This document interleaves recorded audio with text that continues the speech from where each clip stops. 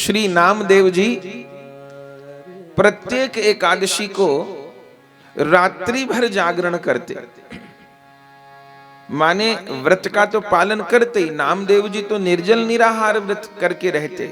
कोई निर्जल निराहार रहे तो उसको प्रणाम है, चलो निर्जल न रह सके तो जल लेके रहे, दूध पी के रहे, फल पाके रहे, अथवा फलाहारी से रहे। नामदेव जी तो निर्जल निराहार रहते और उसके साथ पूरी रात एकादशी की प्रत्येक रात्रि को जागरण करते। सब वैष्णवों के साथ, भक्तों के साथ बैठ के कीर्तन करते। और कीर्तन क्या करते? श्री नामदेव जी, आप सबको याद हो गया होगा नामदेव जी का कीर्तन। नामदेव जी यही कीर्तन करते, माझा विठ्ठल विठ्ठल विठ्ठला, माझा विठ्ठल विठ्ठल विठ्ठला, माझा विठ्ठल विठ्ठल विठ्ठला, माझा विठ्ठल विठ्ठल विठ्ठला, माझा विठ्ठल पांडुरंगा, ओ माझा विठ्ठल पांडुरंगा, ओ माझा विठ्ठल पांडुरंगा, ओ माझा विठ्ठल पांडुरंगा, ओ माझा विठ्ठल विठ्ठल विठ्ठला, माझा विठ्ठल विठ्ठल विठ्ठला, माझा विठ्ठल विठ्ठल विठ्ठला, माझा विठ्ठल विठ्ठल विठ्ठला, विठ्ठल विठ्ठल विठ्ठला, पांडुरंग विठ्ठला, विठ्ठल विठ्ठल विठ्ठला, पांडुरंग विठ्ठला, विठ्ठल विठ्ठल विठ्ठला, पांडुरंग विठ्ठला, विठ्ठल विठ्ठला, पांडुरंग विठ्ठला, माझा विठ्ठल विठ्ठल विठ्ठला, माझा विठ्ठल विठ्ठल विठ्ठला, माझा विठ्ठल विठ्ठल विठ्ठला, माझा विठ्ठल विठ्ठल विठ्ठला, माझा विठ्ठल विठ्ठल विठ्ठला, माझा विठ्ठल विठ्ठल विठ्ठला। तो एक भक्त के घर पर एकादशी की रात्रि में कीर्तन हो रहा था। गर्मी के दिन थे तो प्रायः सभी लोग निर्जल ही रहते थे, लेकिन उस बार सबको रात में प्यास लगी। अच्छा, नामदेव जी किसी को ये नहीं कहते कि निर्जल ही व्रत रखना है।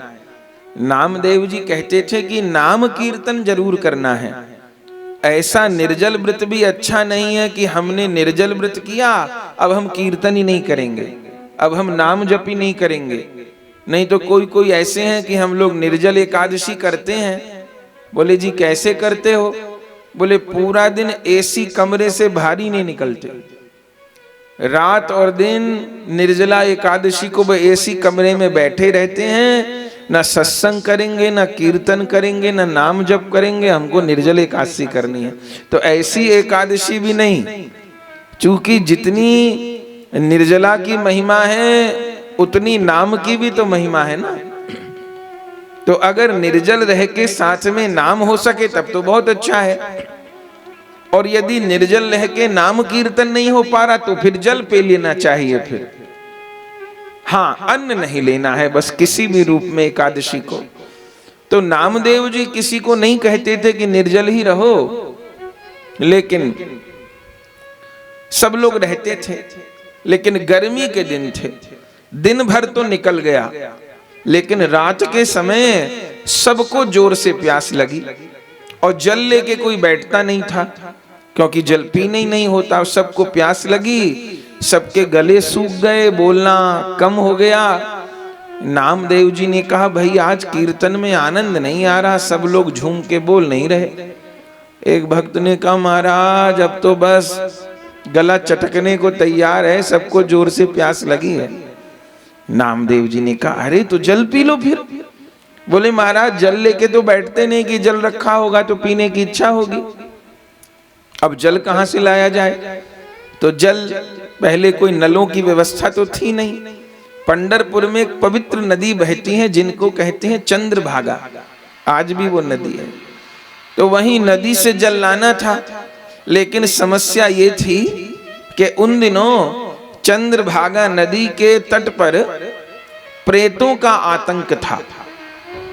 पंढरपुर में प्रेतों का आतंक था और रात के समय तो बिल्कुल भी कोई चंद्रभागा के तट पे जाता ही नहीं था, क्योंकि लोगों को प्रेत दिखाई देते थे और प्रेतों को देख के लोग डर जाते थे, मरतक जाते थे। अब प्यास लगी है, लेकिन प्यास लगी है जल लेने चंद्रभागा नदी पे कोई न जाए। नामदेव जी ने कहा कोई जल लेने क्यों नहीं जाता। पता चला सब प्रेतों से डर के जाते। नामदेव जी हंसे, बोले अरे हटो, प्रेतों से क्या डरना। पहले तो बहुत सी बातें झूठी होती हैं, सच में प्रेत मिल भी जाएंगे। तो मेरा तो यही विश्वास है कि सबके भीतर मेरे प्रभु ही विराजमान है। बंधुओं, तब नामदेव जी अकेले बड़ा घड़ा लेके सब वैष्णवों को जल मिल जाएगा शीतल, चंद्रभागा नदी के तट पर पहुंच गए। और जैसे श्री नामदेव जी पहुंचे और बस जल भरने को हुए, इतनी देर में तो जाने कहां कहां से प्रेत आ गए। कोई लंबा तो इतना लंबा के सिर आकाश को छू रहा है, किसी के ये लंबे लंबे हाथ, किसी के ये लंबे लंबे पांव, और सबने नामदेव जी को घेर लिया और नामदेव जी को डराने लग गए।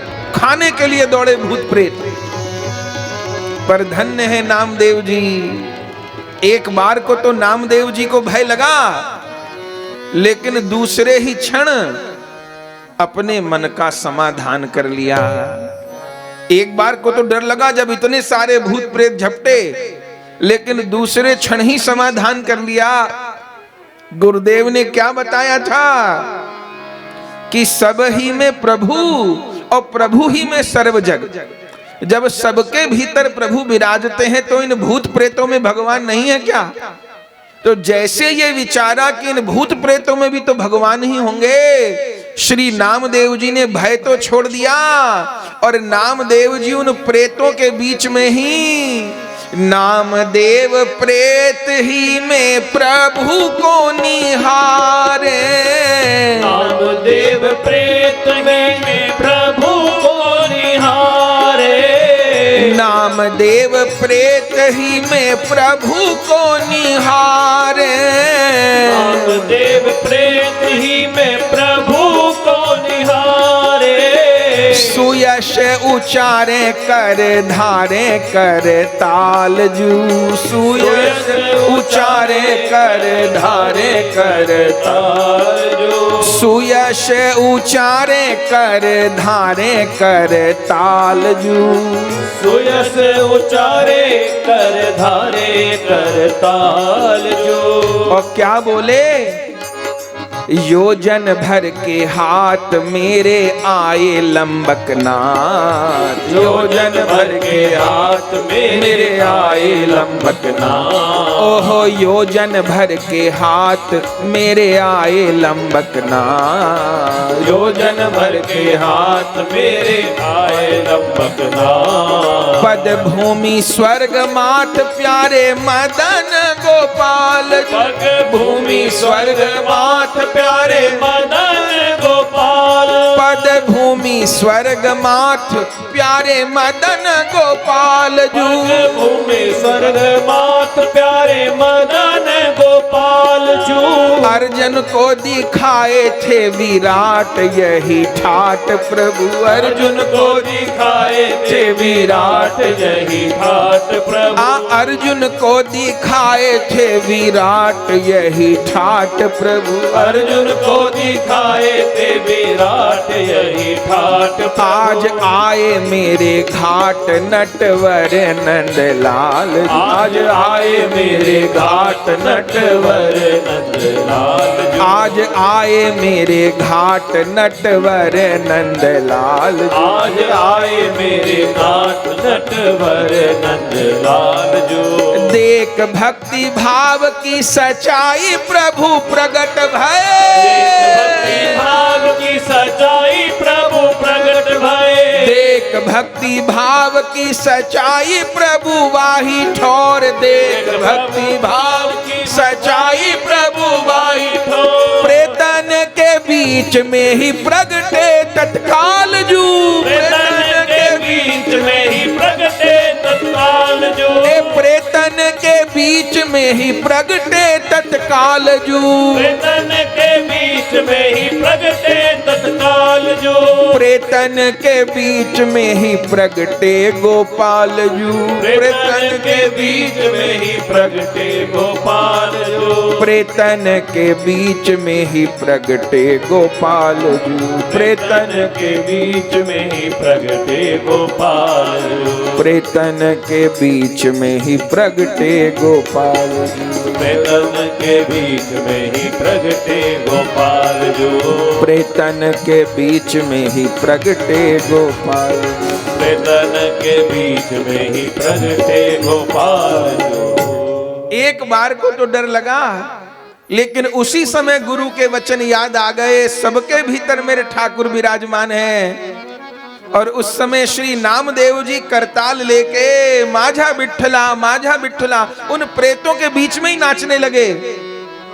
और हुआ क्या, थोड़ी देर तक तो प्रेतों ने डराया और थोड़ी देर बाद तो उन प्रेतों के बीच में विठलनाथ भगवान प्रकट हो गए।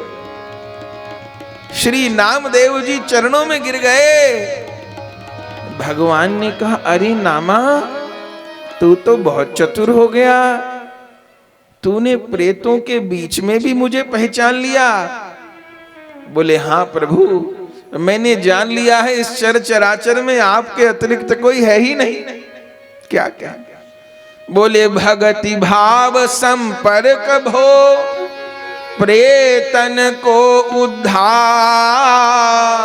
भगति भाव संपर्क प्रेतन को उद्धार। जन जन को संकट मिट्यो और बढ़ो सुयश विस्तार। जन जन को संकट मिट्यो और बढ़ो सुयश विस्तार। आनंद हो गया।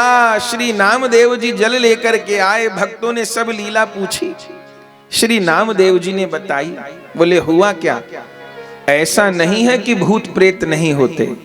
जो 84 लाख योनियां हैं, उनमें एक भूत प्रेत की योनि भी होती है। असत्य तो कुछ नहीं है, लेकिन हम लोगों का भूत प्रेत से प्रयोजन नहीं है।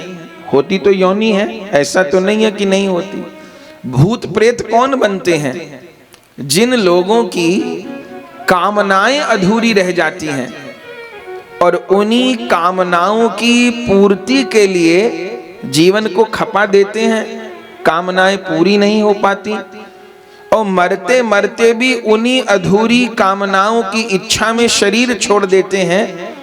तो मरने के बाद वो कामनाएं, वो इच्छाएं ही व्यक्ति का उद्धार नहीं होने देती और उसको प्रेत बना के भटकाती हैं। फिर प्रेत बन करके वो भटकते हैं। तो वो अधूरी इच्छाएं, अधूरी कामनाएं, इसलिए संतों ने कहा कि आशा एक राम जी से दूजी आशा छोड़ दे, नाता एक राम जी से दूजा नाता तोड़ दे। तो वो अधूरी इच्छाएं ही जीव को भूत प्रेत बनाती हैं। तो हुआ क्या?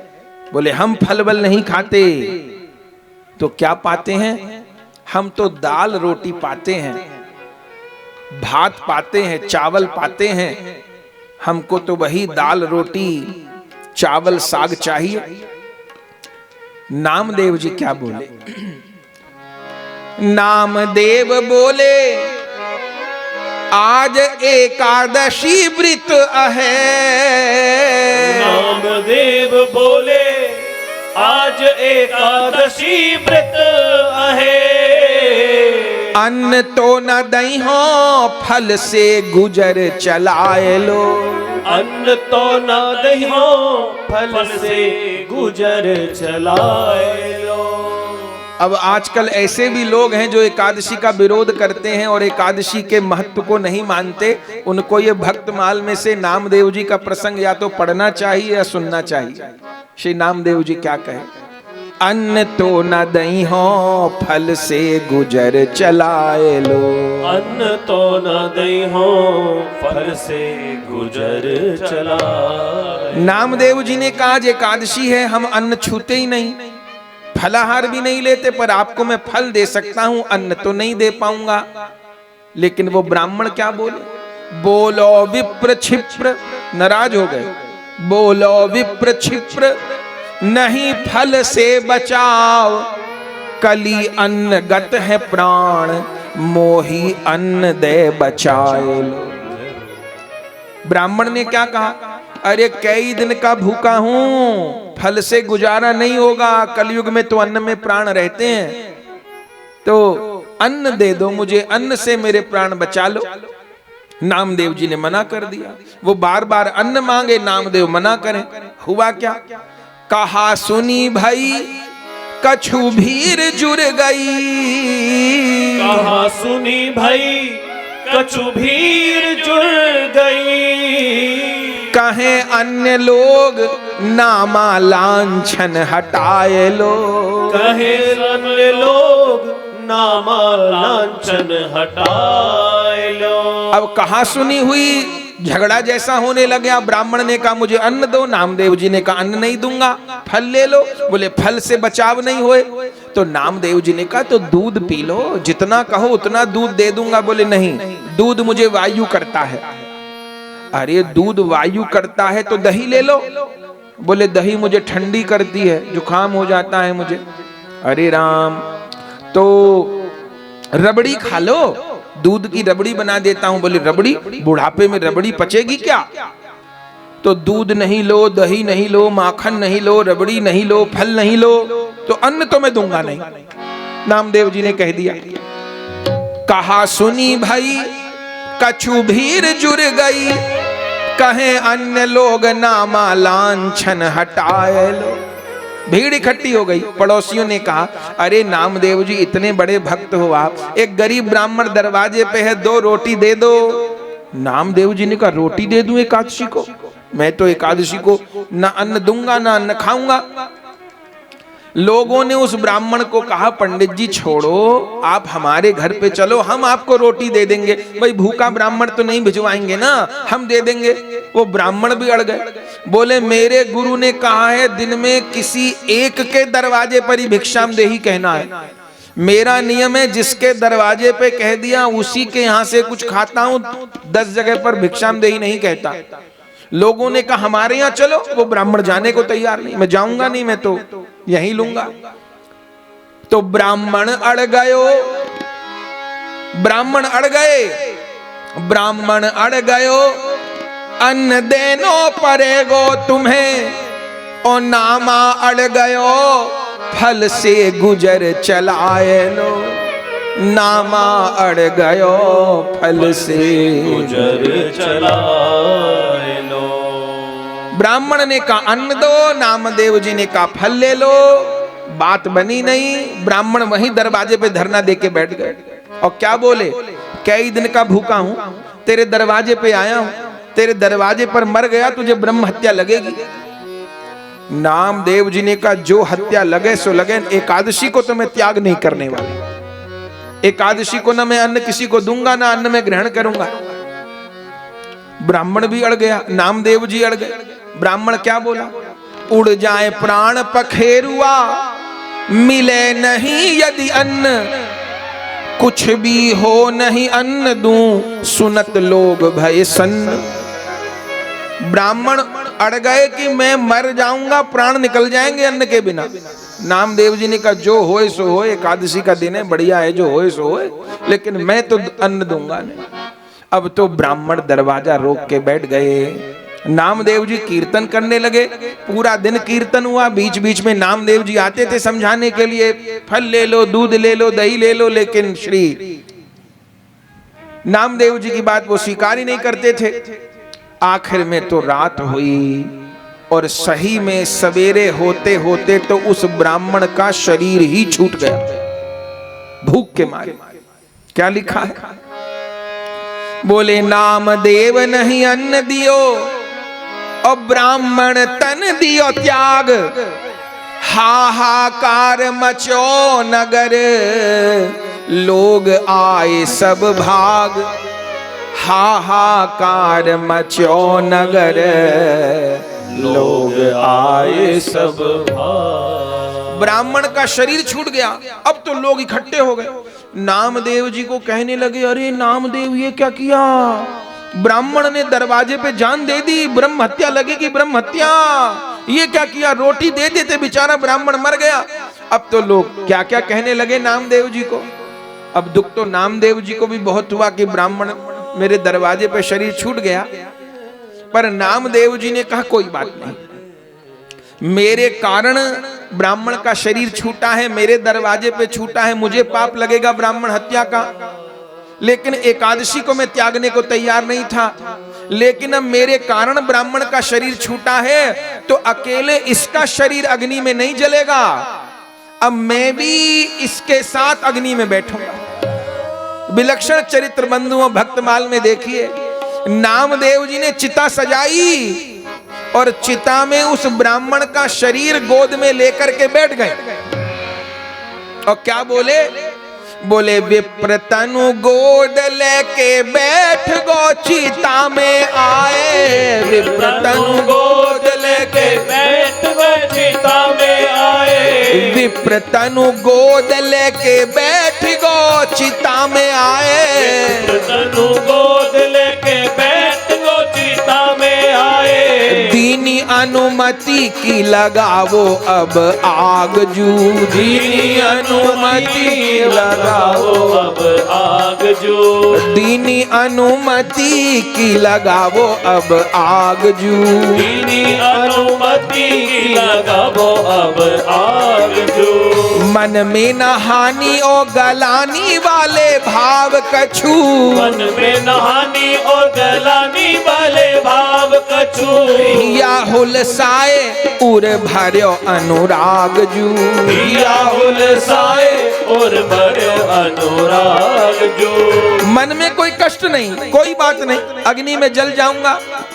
लोगों ने कहा नामदेव क्यों तो तुमने ब्राह्मण को अन्न नहीं दिया, क्यों तुम अग्नि में जल रहे हो? नामदेव जी ने कहा कोई बात नहीं, त्यागो है तन एकादशी की रैन इन, त्यागो है तन एकादशी की रैन इन, त्यागो है तन एकादशी की रैन इन, त्यागो है तन एकादशी की रैन इन, मिले हरिदाम या के भाग उठे जाग जू, मिले हरिदाम या के भाग उठे जाग जू, दीनी अनुमति की लगाओ अब आग जू, दीनी अनुमति की लगाओ अब आग।